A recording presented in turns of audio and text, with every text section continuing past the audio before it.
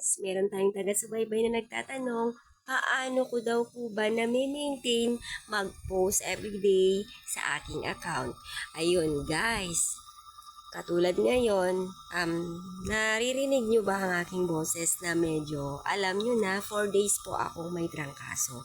So alam natin na kapag may sakit tayo, hindi talaga tayo makapag-concentrate gumawa ng content. So ayun guys, no. Ang ginagawa ko talaga ay naghahalongkat ako ng mga old videos na pwede kong i-content.